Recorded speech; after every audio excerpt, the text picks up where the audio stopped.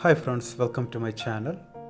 Let us discuss the fifth part of previous year question for the first year scientific officer biology form science laboratory. I hope all of you started your preparation as well. Link for the previous discussion already mentioned in the description box. Look at the question. The new era about to be added as formal unit of geological timescale is option A Sapiocene, B Homocene, C Psychocene, and D Anthropocene. What do you mean by geological timescale? The geological timescale is a record of the life forms and geological events in the Earth history. And scientists developed this timescale by studying the rock layers and fossils worldwide using radioactive dating technique. In geological timescale, the largest sections are called eons. Eons are subdivided into eras, and eras are further divided into periods, and periods are finally divided into epochs. Anthropocene is the current geological age viewed as the period during which the human activity has been the dominant influence on climate and the environment. And it is the new era about to be added as a formal unit of geological timescale. Hence, the answer for this question is the option D, Anthropocene. The detailed video on geological timescale from the examination point will be uploaded later. Let's discuss the next question. The question is, which of the following is a protein structural motif involved in protein-protein binding? Option A, zinc finger motif. Option B, helix turn helix motif. Option C, leucine zipper motif. And the option D, hairpin motif. Let us understand motif in brief. What motif means? The protein from the same family is having certain conserved region, and these conserved region acting as a binding site or active site. Okay. What do you mean by conserved region? Consider there are 20 proteins and these 20 proteins shared certain common region. Okay, and these common regions are considered as the conserved region or conserved sequences. Okay, hence the motif is nothing but the conserved region of protein of same family. Okay, and this motif act as a binding site or active site to which a particular molecule binds. Okay, that molecule may be another protein or maybe DNA or RNA like that. Okay, however, these motifs are not usually detectable by sequence search techniques such as BLAST or FASTA. Okay, what do you mean by BLAST? BLAST? BLAST is Basic Local Alignment Search Tool. The full form of FASTA is Fast All. Fast All. Okay. In our question, the first option is zinc finger motif. What is zinc finger motif? It is a three-dimensional structure motif of the protein, characterized by the coordination of one or more zinc ion. Okay, when you are analyzing zinc finger motif, you can see the presence of zinc ion. And the zinc ion is held in place by two cysteine and two histidine R group. Okay, you know that cysteine is a sulfur containing amino acid and histidine is a basic amino acid. And this zinc ion is held by two amino acids, namely cysteine and histidine.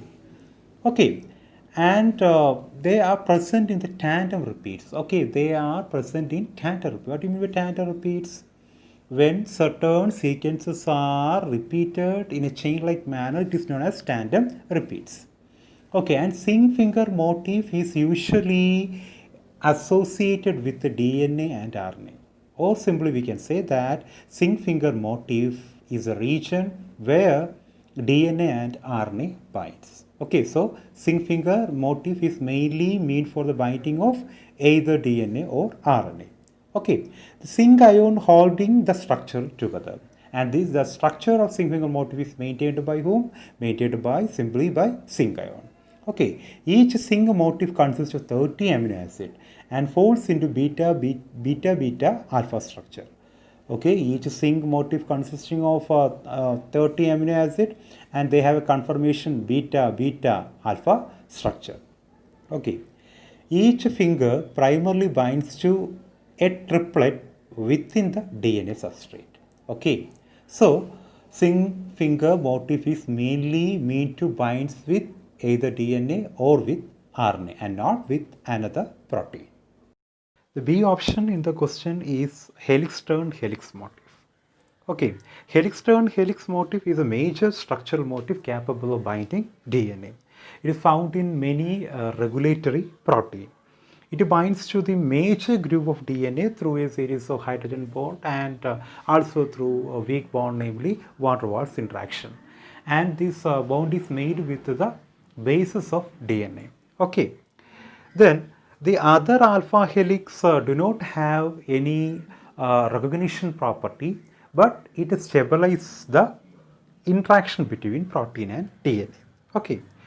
The recognition helix and its preceding helix always have same relative orientation. Hence the name helix turn helix motif. The option C in the question is leucine zipper motif. Leucine zipper is a common three-dimensional structural motif in protein. It is abbreviatedly known as ZIPs. Okay, and these zip-like motifs have been found in protein other than transcription factors. They are thought to be one of the general protein modules for protein-protein interaction. So, leucine zipper motif is mainly involved in protein-protein interaction. The D option in the question is hairpin motif. It is also known as beta hairpin. Okay, it is formed by two beta sheets that just look like what a hairpin like structure. Hence the name hairpin motif. And hairpin motif is the actual site for protein folding. Okay, look at the question once again. Now you people know the correct answer for this question. The correct answer for the question is option C, leucine zipper motif. It is mainly involved in protein-protein binding. Okay, whereas zinc finger motif is involved in binding with either DNA or RNA. Helix turn helix motif is involved in the binding with DNA, especially with what? Major group of DNA. Whereas hairpin motif is involved in what? Protein folding. Okay. So the answer for this question is option C, leucine zipper motif.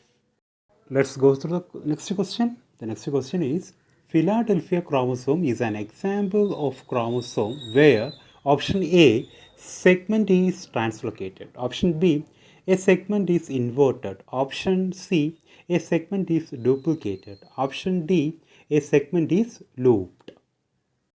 It is a question based on the proportion chromosomal aberration. What do you mean by chromosomal aberration?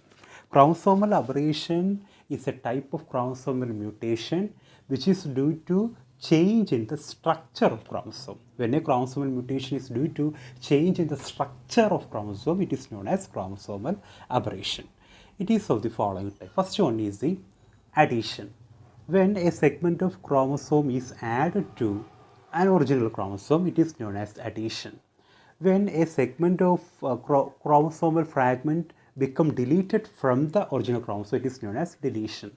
When a segment of original chromosome is get duplicated, it is known as duplication. When a segment of original chromosome get detached from the original chromosome and attached to the original chromosome in an inverted manner, 180-degree rotated manner, it is known as inversion. Okay, inversion can induce what? Positional effect. Remember, positional effect. Okay, and this inversion play an important role in gene regulation as well. Okay, then exchange of chromosomal fragment between two non-homologous chromosomes can be called as what? Translocation. Okay, for example, if there are two different chromosomes, we can call that those different chromosomes as non-homologous chromosome. When a particular chromosomal fragment from one chromosome is added to the another chromosome, it can be called as translocation. Okay, translocation is the exchange of chromosomal fragment between two non-homologous chromosomes, not homologous chromosome. When it comes to the homologous chromosome, it can be called as what? Linkage. It's a natural phenomena. Okay, linkage, which can be seen during what? Meiosis. You know that. Okay. So, there is one important point regarding this translocation is Translocation is the exchange of chromosomal fragment between two linkage group. Whereas the crossing over or recombination is the exchange of chromosomal fragment within the linkage group. That is a difference. When chromosome get a loop-like or coil-like structure, then we can call that chromosome is having its one segment looped. What do you mean by Philadelphia chromosome? Philadelphia chromosome is a shortened chromosome 22 in human. Okay, the Philadelphia chromosome is abbreviately known as PH chromosome, which is due to the reciprocal translocation between the chromosome 9 and 22. And this reciprocal translocation leads to the production of a hybrid gene, and that hybrid gene will result in the increased production of an enzyme known as tyrosine kinase, and which eventually leads to a disease condition known as leukemia. That leukemia is especially known as chronic myeloid leukemia. Okay, so the Philadelphia chromosome is due to the reciprocal translocation between chromosome 9 and 22. Consider two chromosomes, chromosome A and chromosome B. When a fragment of chromosome B get detached from the chromosome B and attached to chromosome A, it is known as normal translocation or simple translocation. When both the A and B chromosome mutually exchange the chromosomal fragment, such a type of translocation is called what? Reciprocal translocation. Okay, in that Philadelphia chromosome, we can see the mutual exchange of chromosomal fragments between the long arm of chromosome 9 and 22. As a result, the length of the arm of chromosome 22 becomes shortened. That shortened chromosome number 22 is known as actually what? Philadelphia chromosome. And that Philadelphia chromosome leads to a disease condition known as chronic myeloid leukemia. Okay, once again I invite your attention to this question. Now you know the answer. The Philadelphia chromosome is an example of a chromosome where a segment is translocated. Philadelphia chromosome is a typical example for what? Reciprocal translocation. Okay, this translocation and recombination, when we are analyzing this translocation and recombination, we can see similarity, because in both the cases we can see the exchange of chromosomal fragments, isn't it? Then how they differ? In recombination, the exchange of chromosome fragment takes place between homologous chromosome, whereas in translocation, especially in reciprocal translocation, the exchange of chromosomal fragments takes place between two non-homologous chromosomes. Okay, homologous chromosomes are considered as the same linkage group, whereas non-homologous chromosomes are considered as not same linkage group. Hence, recombination takes place within the same linkage group, whereas this reciprocal translocation is not taking place within the same linkage group. Reciprocal translocation takes place between two different linkage groups. Remember, that's very important. Okay, so the correct answer for this question is option A. Next question is, a small molecule that by itself is incapable of eliciting an antibody response but can act as an epitope is called. The options are A. haptin, B. icosome, C. isotype, and D. integrin. The question, you can see a term epitope. What do you mean by epitope? Epitope is a region of antigen where antibody binds. That is, antibody binding site of antigen can be called as epitope. Okay, paratope is a term related to epitope. What is paratope? Paratope is a region of antibody where antigen binds. Okay, so epitope is present within antigen, whereas the paratope is present on antibody. Okay, epitope is the binding site present in antigen, whereas the paratope is the binding site present in antibody. Okay, you know that antigen is any foreign substance which enter into the body. Epitope can be also defined as antigenic determinants. Okay, the antigenic property of a particular antigen is determined by the presence of this epitope. Look at the option, you can see a term hapten. What are haptens? Haptens are low molecular weight molecule. They are small organic molecule that are antigenic but not immunogenic. They can act as antigen. Why? Because they contain the antigenic determinants, namely epitope, but they are totally incapable of provoking what? Immunological reaction. Okay. They can bind to immune cells but fail to induce humoral or cell-mediated immune responses. Hence, no antibodies are raised against them. Correct answer for this question is option A, hapten. Next question is, cell splicing introns were first discovered in option A, Thermophilus aquaticus, option B, Trypanosoma brucei, option C, Trypanosoma gambians, and option D, Tetrahymena thermophila.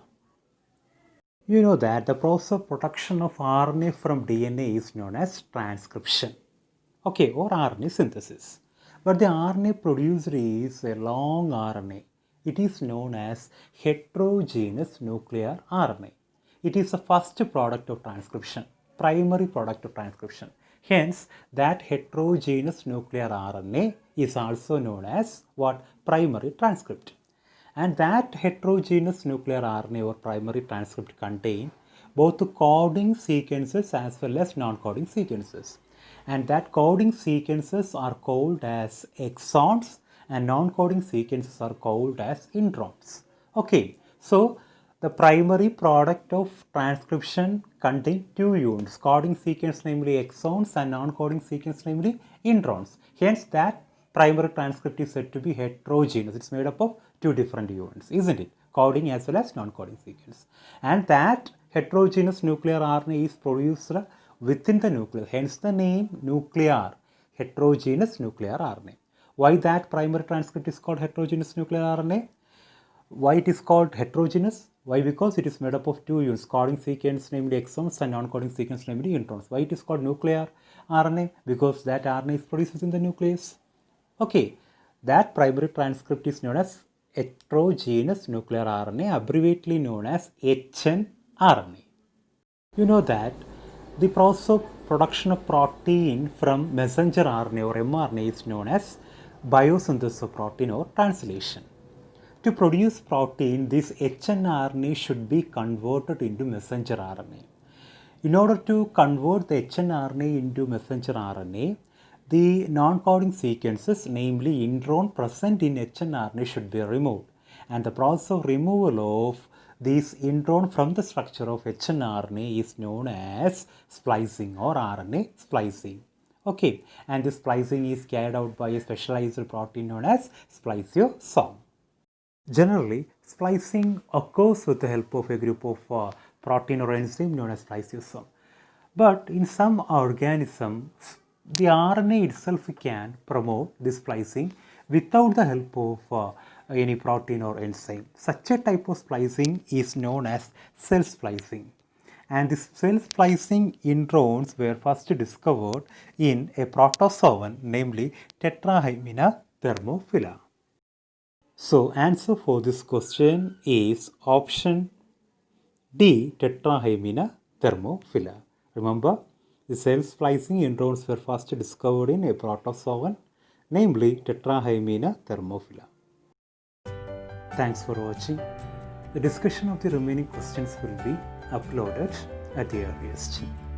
The link for the previous discussion part will be provided within the description box. If you people benefited with my video, please like, share, comment and subscribe. Keep in touch and be safe. Thank you.